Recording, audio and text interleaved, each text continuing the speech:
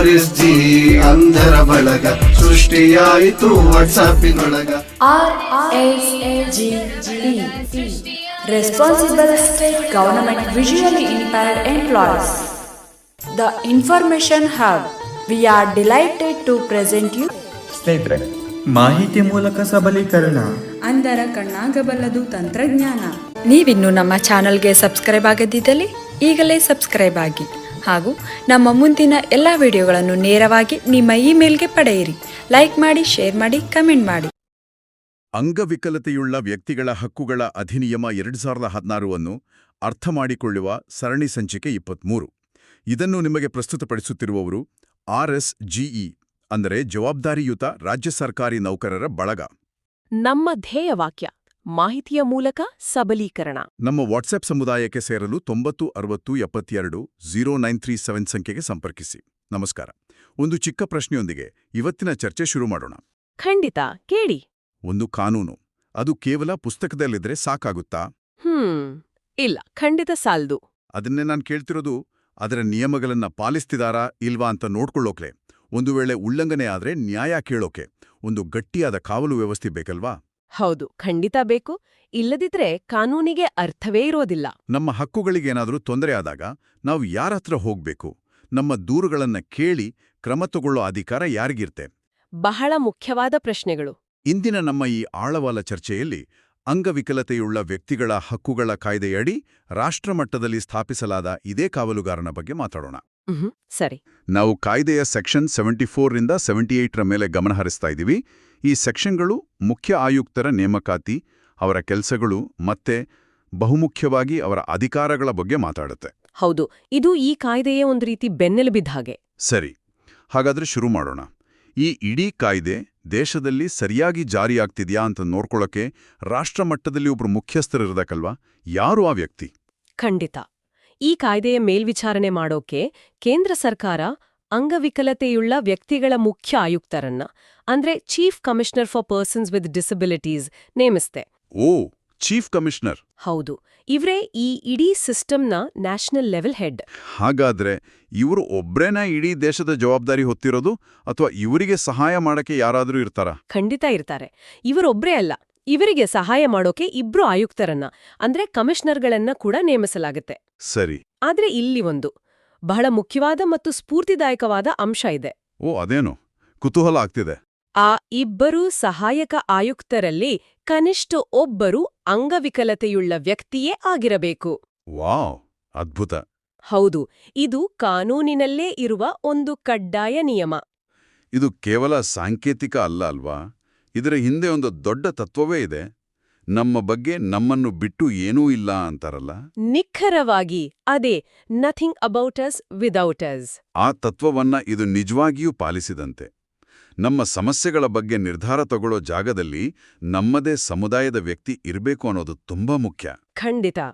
ನೀತಿ ನಿರೂಪಣೆಯಲ್ಲಿ ಅಂಗವಿಕಲ ವ್ಯಕ್ತಿಗಳ ದೃಷ್ಟಿಕೋನ, ಅವರ ಅನುಭವಗಳು ನೇರವಾಗಿ ಪ್ರತಿಫಲಿಸಬೇಕು ಅನ್ನೋದೇ ಇದರ ಹಿಂದಿನ ಆಶಯ.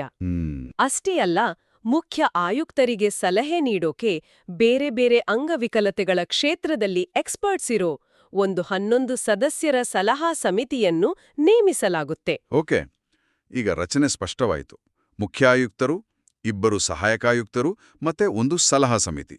ಸರಿ, ಈಗ ಅತಿ ಮುಖ್ಯವಾದ ಪ್ರಶ್ನೆ, ಇವರ ಕೆಲಸವಾದ್ರೂ ಏನು?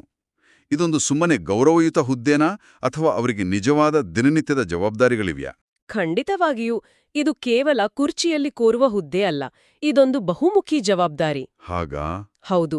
ಅವರ ಕಾರ್ಯಗಳನ್ನ ನಾವು ಹಲವು ಪಾತ್ರಗಳಾಗಿ ವಿಂಗಡಿಸಬಹುದು. ಮೊದಲನೆಯದಾಗಿ, ಅವರು ಒಂದು ರೀತಿ ಕಾನೂನು ಕಾವಲುಗಾರನ ತರ ಕೆಲಸ ಮಾಡ್ತಾರೆ. ಕಾನೂನು ಕಾವಲುಗಾರ ಅಂದ್ರೆ ದೇಶದಲ್ಲಿ ಜಾರಿಯಲ್ಲಿರೋ ಯಾವುದೇ ಕಾನೂನು, ಸರ್ಕಾರದ ನೀತಿ ಅಥವಾ ಕಾರ್ಯಕ್ರಮ ಈ ಅಂಗವಿಕಲರ ಹಕ್ಕುಗಳ ಕಾಯ್ದೆಗೆ ವಿರುದ್ಧವಾಗಿದೆಯಾ ಅಂತ ಅವರು ಪರಿಶೀಲಿಸ್ತಾರೆ. ಓಕೆ. ಒಂದು ವೇಳೆ ವಿರುದ್ಧವಾಗಿದ್ರೆ ಅದನ್ನ ಸರ್ಕಾರದ ಗಮನಕ್ಕೆ ತಂದು, ನೋಡಿ, ನಿಮ್ಮ ಈ ಪಾಲಿಸಿಯಿಂದ ಅಂಗವಿಕಲ ವ್ಯಕ್ತಿಗಳಿಗೆ ತೊಂದರೆ ಆಗ್ತಿದೆ, ದಯವಿಟ್ಟು ಇದನ್ನ ಸರಿಪಡಿಸಿ ಅಂತ ಶಿಫಾರಸ್ ಮಾಡ್ತಾರೆ. ಒಂದ್ ನಿಮಿಷ, ಇದು ಬಹಳ ದೊಡ್ಡ ಪವರ್ ಅಲ್ವಾ? ಅಂದ್ರೆ ಬೇರೆ ಯಾವುದೋ ಮಿನಿಸ್ಟ್ರಿ, ಈಗ ಉದಾಹರಣೆಗೆ ಶಿಕ್ಷಣ ಇಲಾಖೆ ಒಂದು ಹೊಸ ಪಾಲಿಸಿ ತಂದ್ರೆ ಅದು ಈ ಕಾಯ್ದೆಗೆ ವಿರುದ್ಧವಾಗಿದೆ ಅಂತ ಹೇಳಿ ಮಧ್ಯಪ್ರವೇಶಿಸೋ ಅಧಿಕಾರ ಮುಖ್ಯ ಆಯುಕ್ತರಿಗಿದೆಯಾ? ಹೌದು, ಖಂಡಿತವಾಗಿಯೂ ಇದೆ. ಅದು ಅವರ ಪ್ರಮುಖ ಕರ್ತವ್ಯಗಳಲ್ಲಿ ಒಂದು. ಗ್ರೇಟ್. ಎರಡನೆಯದಾಗಿ, ಅವರು ಒಬ್ಬ ತನಿಖಾಧಿಕಾರಿಯ ಪಾತ್ರವನ್ನು ನಿರ್ವಹಿಸ್ತಾರೆ. ತನಿಖಾಧಿಕಾರಿ ಅಂದ್ರೆ ನಮ್ಗೆ ಅನ್ಯಾಯವಾದ್ರೆ ನಾವು ನೇರವಾಗಿ ಅವರತ್ರ ದೂರು ತಗೊಂಡು ಹೋಗ್ಬೋದಾ? ಖಂಡಿತ ಹೋಗ್ಬೋದು. ಉದಾಹರಣೆಗೆ, ಒಂದು ಸರ್ಕಾರಿ ವೆಬ್ಸೈಟ್ ಸ್ಕ್ರೀನ್ ರೀಡರ್ ಬಳಸೋ ಅಂಧತ್ವವುಳ್ಳ ವ್ಯಕ್ತಿಗಳಿಗೆ ಆಕ್ಸೆಸಿಬಲ್ ಆಗಿಲ್ಲ ಅಂದ್ರೆ ದೂರು ನೀಡ್ಬೋದಾ? ಆಮೇಲೆ ಏನಾಗತ್ತೆ? ಅತ್ಯುತ್ತಮ ಉದಾಹರಣೆ. ಖಂಡಿತ ದೂರು ನೀಡಬಹುದು. ಯಾರಾದ್ರೂ ದೂರು ನೀಡಿದ್ರೆ ಅಥವಾ ಮೀಡಿಯಾ ರಿಪೋರ್ಟ್ಸ್ ಮೂಲಕವಾಗಿಲಿ ಬೇರೆ ಯಾವುದೇ ಮೂಲದಿಂದಾಗಲಿ ಹಕ್ಕುಗಳ ಉಲ್ಲಂಘನೆ ಅವರ ಗಮನಕ್ಕೆ ಬಂದ್ರೆ ಅವರು ಸ್ವಯಂ ಪ್ರೇರಿತವಾಗಿ ಅಂದ್ರೆ ಸುವೋಮೋಟು ತನಿಖೆ ಶುರು ಮಾಡ್ಬೋದು. ಓ, ನಿಮ್ಮ ಉದಾಹರಣೆಯಲ್ಲೇ ಹೇಳೋದಾದ್ರೆ ಅವರು ಸಂಬಂಧಪಟ್ಟ ಇಲಾಖೆಗೆ ನೋಟಿಸ್ ಕೊಟ್ಟು ನಿಮ್ಮ ವೆಬ್ಸೈಟ್ ಯಾಕೆ ಆಕ್ಸೆಸಿಬಲ್ ಆಗಿಲ್ಲ ಅಂತ ಪ್ರಶ್ನಿಸಿ ಅದನ್ನ ಸರಿಪಡಿಸೋ ಹಾಗೆ ಡೈರೆಕ್ಷನ್ ಕೊಡಬಹುದು. ಇದು ನಿಜಕ್ಕೂ ಜನರಿಗೆ ಧೈರ್ಯ ಕೊಡುವ ವಿಷಯ. ಇನ್ನು ಬೇರೆ ಯಾವ ಪಾತ್ರಗಳನ್ನ ಅವರು ನಿರ್ವಹಿಸ್ತಾರೆ? ಅವರು ಒಬ್ಬ ಮೇಲ್ವಿಚಾರಕ ಕೂಡ ಹೌದು. ಮೇಲ್ವಿಚಾರಕ ಹೌದು. ಈ ಕಾಯ್ದೆಯ ನಿಯಮಗಳು, ಇದರ ಅಡಿಯಲ್ಲಿ ಬರೋ ಸ್ಕೀಮ್ಗಳು ದೇಶಾದ್ಯಂತ ಸರಿಯಾಗಿ ಜಾರಿಯಾಗ್ತಿದ್ಯಾ ಅಂತ ನಿಗಾ ವಹಿಸೋದು ಅವರ ಕರ್ತವ್ಯ.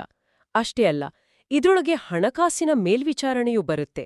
ಹಣಕಾಸಿನ ಮೇಲ್ವಿಚಾರಣೆ ಅಂದ್ರೆ ಕೇಂದ್ರ ಸರ್ಕಾರ ಅಂಗವಿಕಲರ ಕಲ್ಯಾಣಕ್ಕಾಗಿ ರಿಲೀಸ್ ಮಾಡೋ ಫಂಡ್ಸ್ ಮೇಲೂ ಇವರು ನಿಗಾ ಇಡ್ತಾರಾ? ಹೌದು. ಆ ಹಣ ಸರಿಯಾದ ಉದ್ದೇಶಕ್ಕೆ ಸರಿಯಾದ ರೀತಿಯಲ್ಲಿ ಬಳಕೆಯಾಗ್ತಿದ್ಯಾ ಅಂತ ಪರಿಶೀಲಿಸೋ ಜವಾಬ್ದಾರಿಯೂ ಅವರ ಮೇಲಿದೆ. ಇದರಿಂದ ಹಣದ ದುರ್ಬಳಕೆಯನ್ನು ತಡಿಬೋದು. ಖಂಡಿತ. ಕೊನೆಯದಾಗಿ ಅವರು ಸಂಶೋಧನೆ ಮತ್ತು ಜಾಗೃತಿ ಮೂಡಿಸೋ ಕೆಲಸವನ್ನು ಮಾಡ್ತಾರೆ. ಹಕ್ಕುಗಳ ಬಗ್ಗೆ ರಿಸರ್ಚ್ ಮಾಡೋದು, ಇಂಟರ್ನ್ಯಾಷನಲ್ ಲೆವೆಲ್ನಲ್ಲಿರೋ ಬೆಸ್ಟ್ ಪ್ರಾಕ್ಟೀಸಸ್ ಸ್ಟಡಿ ಮಾಡಿ ಅದನ್ನು ನಮ್ಮ ದೇಶದಲ್ಲಿ ಅಳವಡಿಸೋಕೆ ರೆಕಮೆಂಡ್ ಮಾಡೋದು, ಇದೆಲ್ಲ ಅವರ ಕೆಲಸ. ಸರಿ, ಅವರು ತನಿಖೆ ಮಾಡಬಹುದು, ಶಿಫಾರಸು ಮಾಡಬಹುದು ಅಂತ ಗೊತ್ತಾಯ್ತು. ಆದ್ರೆ ಆ ಶಿಫಾರಸಿಗೆ ಬೆಲೆ ಇದೆಯಾ? ಸರ್ಕಾರ ಸರಿ ನೋಡೋಣ ಅಂತ ಸುಮ್ಮನೆ ಆಗಿಬಿಟ್ರೆ ಏನ್ಗತಿ? ಇಲ್ಲಿ ಅವರ ನಿಜವಾದ ಪವರ್, ಅವರ ಹಲ್ಲುಗಳು ಎಲ್ಲಿದೆ? ನೀವು ಸರಿಯಾದ ಪದ ಬಳಸ್ತ್ರಿ, ಹಲ್ಲುಗಳು. ಇಲ್ಲಿಯೇ ಈ ಹುದ್ದೆಯ ನಿಜವಾದ ಶಕ್ತಿ ಇರೋದು. ಮುಖ್ಯ ಆಯುಕ್ತರು ಕೇವಲ ಸಲಹೆಗಾರರಲ್ಲ. ಆಕ್ಷನ್ ತಗೋಬೇಕು, ಸರಿ. ಆದ್ರೆ ಅದಕ್ಕೇನಾದ್ರೂ ಟೈಮ್ ಲೈನ್ ಇದೆಯಾ? ಇಲ್ಲ ಒಂದ್ರೆ ವರ್ಷಗಟ್ಲೆ ಫೈಲ್ ಮೂಲೆ ಸೇರ್ಬೋದಲ್ಲ? ಖಂಡಿತ ಕಾಲಮಿತಿ ಇದೆ, ಮತ್ತು ಇದು ಬಹಳ ಕಟ್ಟುನಿಟ್ಟಾಗಿದೆ. ಹೆಚ್ಚು ಸಮಯ? ಕೇವಲ 3 ತಿಂಗಳು. ಏನು, ಕೇವಲ 3 ತಿಂಗಳ? ನಾನು 6ರಿಂದ 1 ವರ್ಷ ಇರ್ಬೋದು ಅಂದ್ಕೊಂಡಿದ್ದೆ. ಇಲ್ಲ, 3 ತಿಂಗಳು. 3 ತಿಂಗಳೊಳಗೆ ಅವರು ಅಗತ್ಯ ಕ್ರಮ ಕೈಗೊಳ್ಳಲೇಬೇಕು. ವಿಳಂಬಕ್ಕೆ ಅವಕಾಶವೇ ಇಲ್ಲ. ವಾವ್! ಒಂದು ವೇಳೆ ಅವ್ರು ಏನೂ ಕ್ರಮ ತಗೊಳ್ದಿದ್ರೆ ಅಥವಾ ಆ ಶಿಫಾರಸನ್ನು ಒಪ್ಪುದಿದ್ರೆ ಆಗೇನು? ಅದಕ್ಕೂ ಕಾನೂನಿನಲ್ಲಿ ಸ್ಪಷ್ಟವಾದ ನಿಯಮವಿದೆ.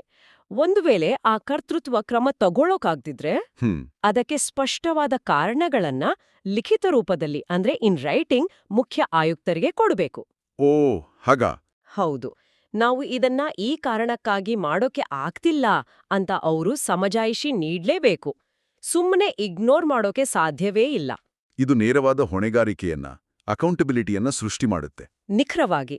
ಇದು ನಿಜಕ್ಕೂ ಬಲವಾದ ನಿಬಂಧನೆ. ಹೌದು ಮಾಡ್ತೀವಿ ಅಥವಾ ಯಾಕೆ ಮಾಡಲ್ಲ ಅಂತ ಲಿಖಿತ ರೂಪದಲ್ಲಿ ಹೇಳಲೇಬೇಕು. ಸರಿ, ಈಗ ನಾವು ಅವರ ನಿಜವಾದ ಅಧಿಕಾರದ ಬಗ್ಗೆ ಮಾತಾಡೋಣ. ವಿಚಾರಣೆ ನಡೆಸುವಾಗ ಅವರ ಪವರ್ ಎಷ್ಟಿರುತ್ತೆ? ಈಗ ನಾವು ಈ ಚರ್ಚೆಯ ಅತ್ಯಂತ ಪ್ರಮುಖ ಭಾಗಕ್ಕೆ ಬಂದಿದ್ದೀವಿ. ಸೆಕ್ಷನ್ 77. ಓಕೆ. ಇದು ಈ ಹುದ್ದೆಗೆ ಇರುವ ಅಗಾಧವಾದ ಅಧಿಕಾರವನ್ನ ವಿವರಿಸುತ್ತೆ. ಸರಳವಾಗಿ ಹೇಳಬೇಕೆಂದ್ರೆ, ಮುಖ್ಯ ಆಯುಕ್ತರಿಗೆ ವಿಚಾರಣೆ ನಡೆಸುವಾಗ ಒಂದು ಸಿವಿಲ್ ನ್ಯಾಯಾಲಯಕ್ಕೆ ಇರುವ ಎಲ್ಲ ಅಧಿಕಾರಗಳು ಇರ್ತವೆ. ಸಿವಿಲ್ ನ್ಯಾಯಾಲಯದ ಅಧಿಕಾರ, ಇದು ಕೇಳೋಕೆ ಬಹಳ ಗಂಭೀರವಾಗಿ ಅನ್ಸುತ್ತೆ. ದಯವಿಟ್ಟು ಇದನ್ನು ಸ್ವಲ್ಪ ನಮ್ಮ ಕೇಳುಗರಿಗೆ ಅರ್ಥವಾಗೋ ಹಾಗೆ ವಿವರಿಸಿ. ಇದರ ಅರ್ಥ ಏನು? ಖಂಡಿತ. ಸಿವಿಲ್ ನ್ಯಾಯಾಲಯದ ಅಧಿಕಾರವೆಂದ್ರೆ ಅವರು ಯಾರೇ ವ್ಯಕ್ತಿಗೆ, ಆತ ಎಷ್ಟೇ ದೊಡ್ಡ ಅಧಿಕಾರಿಯಾಗಿರಲಿ, ವಿಚಾರಣೆಗೆ ಹಾಜರಾಗಲು ಸಮನ್ಸ್ ನೀಡಬಹುದು. ಸಮನ್ಸ್? ಕೋರ್ಟ್ನಿಂದ ನೋಟಿಸ್ ಬಂದ ಹಾಗೆನಾ? ಅದೇ ರೀತಿ, ನೀವು ಇಂಥ ದಿನಾಂಕದಂದು ನಮ್ಮ ಮುಂದೆ ವಿಚಾರಣೆಗೆ ಬರಬೇಕು ಅಂತ. ಅಂದ್ರೆ ಒಬ್ಬ ಜಿಲ್ಲಾಧಿಕಾರಿಗೆ ಅಥವಾ ಒಂದು ದೊಡ್ಡ ಕಂಪನಿಯ ಸಿಇಒಗೆ ಕೂಡ ಸಮನ್ಸ್ ಕಳಿಸ್ಬೋದಾ? ಹೌದು. ವಿಷಯಕ್ಕೆ ಸಂಬಂಧಪಟ್ಟ ಯಾರಿಗೆ ಬೇಕಾದರೂ ಕಳಿಸಬಹುದು. ಅಷ್ಟೇ ಅಲ್ಲ, ಯಾವುದೇ ದಾಖಲೆಯನ್ನ ತಮ್ಮ ಮುಂದೆ ಹಾಜರುಪಡಿಸೋಕೆ ಆದೇಶಿಸಬಹುದು. ಈ ವಿಷಯಕ್ಕೆ ಸಂಬಂಧಪಟ್ಟ ಎಲ್ಲಾ ಫೈಲ್ಗಳನ್ನ ನಮ್ಮ ಮುಂದೆ ಇಡಿ ಅಂತ ಅವರು ಕೇಳಬಹುದು. ಓಕೆ. ಯಾವುದೇ ವ್ಯಕ್ತಿಯಿಂದ ಅಫಿಡವಿಟ್ ಮೂಲಕ ಅಂದ್ರೆ ಪ್ರಮಾಣಪತ್ರದ ಮೂಲಕ ಸಾಕ್ಷಿಯನ್ನ ಸ್ವೀಕರಿಸಬಹುದು. ಹಾಗಾದ್ರೆ ಇಲ್ಲಿ ನಾವು ಅರ್ಥ ಮಾಡ್ಕೋಬೇಕಾದ ಮುಖ್ಯ ವಿಷಯ ಅಂದ್ರೆ, ಈ ಮುಖ್ಯ ಆಯುಕ್ತರು ಕೇವಲ ಶಿಫಾರಸು ಮಾಡೋ ಅಧಿಕಾರಿ ಅಲ್ಲ, ಅವರೊಬ್ಬರು ನ್ಯಾಯಾಧೀಶರಷ್ಟೇ ಅಧಿಕಾರವುಳ್ಳ ತನಿಖಾಧಿಕಾರಿ. ನಿಖರವಾಗಿ. ಅವರ ಮುಂದಿನ ಪ್ರತಿಯೊಂದು ನಡಾವಣೆಯೂ ಒಂದು ನ್ಯಾಯಾಂಗ ಪ್ರಕ್ರಿಯೆ, ಅ ಜುಡಿಷಿಯಲ್ ಪ್ರೊಸೀಡಿಂಗ್. ಅದ್ಭುತ. ಅದಕ್ಕಾಗಿಯೇ ಹೇಳಿದ್ದು, ಇದೊಂದು ಕೇವಲ ಆಫೀಸಲ್ಲ, ಅದೊಂದು ನ್ಯಾಯಮಂಡಳಿ ಇದ್ದಾಗೆ. ಸರಿ, ಹಾಗಾದ್ರೆ ನಮ್ಮ ರಸಪ್ರಶ್ನೆಗೆ ಸಮಯ. ಈಗಷ್ಟೇ ಚರ್ಚಿಸಿದ ವಿಷಯದ ಮೇಲೆ ಒಂದು ಪ್ರಶ್ನೆ ಕೇಳಿ. ಹಕ್ಕುಗಳ ಉಲ್ಲಂಘನೆಯ ತನಿಖೆ ನಡೆಸುವಾಗ ಮುಖ್ಯ ಆಯುಕ್ತರಿಗೆ ಯಾವ ನ್ಯಾಯಾಲಯದ ಅಧಿಕಾರವಿರುತ್ತೆ? ಎ. ಅಪರಾಧ ನ್ಯಾಯಾಲಯ, ಬಿ. ಸಿವಿಲ್ ನ್ಯಾಯಾಲಯ ಅಥವಾ ಸಿ. ಗ್ರಾಹಕ ನ್ಯಾಯಾಲಯ? ಈಗ ತಾನೇ ಚರ್ಚಿಸಿದಂತೆ ಸರಿಯಾದ ಉತ್ತರ ಬಿ. ಸಿವಿಲ್ ನ್ಯಾಯಾಲಯ. ಸರಿ. ವಾವ್, ಇದು ನಿಜಕ್ಕೂ ದೊಡ್ಡ ಅಧಿಕಾರ.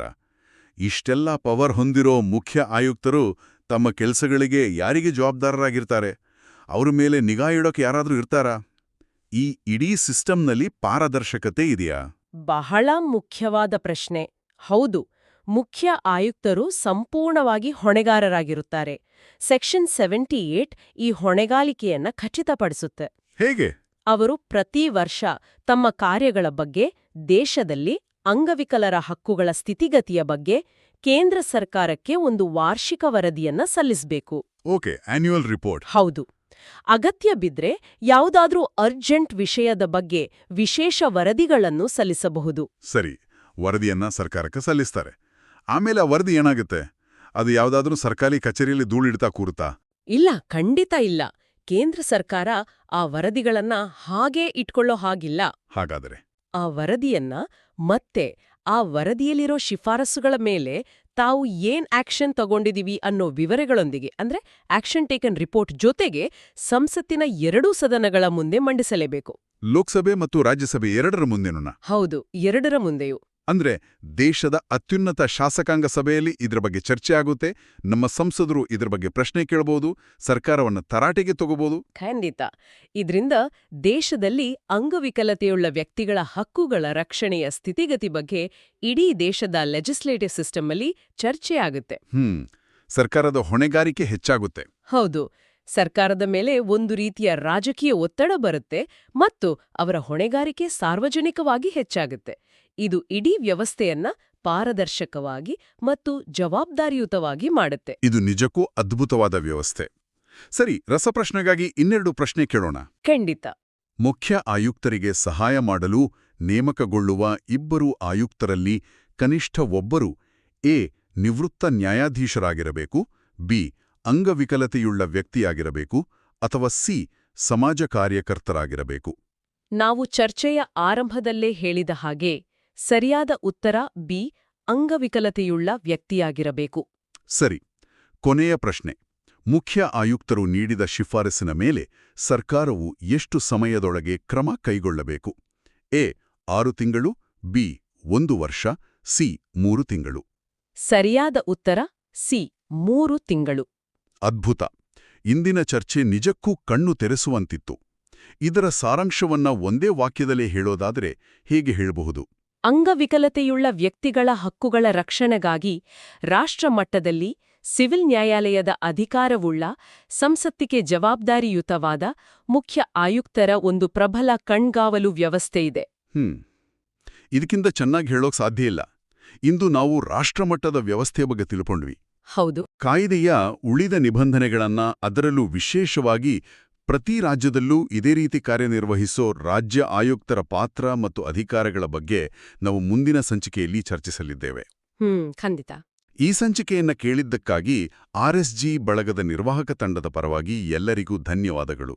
ನಮ್ಮ ಮುಂದಿನ ಸಂಚಿಕೆಗಳ ಬಗ್ಗೆ ಮಾಹಿತಿ ಪಡೆಯಲು ಈ ಚಾನೆಲ್ಗೆ ಸಬ್ಸ್ಕ್ರೈಬ್ ಮಾಡಿ, ಹಾಗೂ ಮರೆಯದಿರಿ, ಈ ಚರ್ಚೆಗಳು ನಿಮಗೆ ಮಾಹಿತಿ ನೀಡಿದರೂ ಮೂಲ ಕಾಯ್ದೆಯನ್ನ ಒಮ್ಮೆ ಓದಲು ಮರೆಯಬೇಡಿ. ಅದು ಬಹಳ ಮುಖ್ಯ. ಕೊನೆಯದಾಗಿ ಒಂದು ಪ್ರಶ್ನೆಯನ್ನ ನಿಮ್ಮ ಚಿಂತನೆಗೆ ಬಿಟ್ಟು ಹೋಗ್ತಿದ್ದೀನಿ.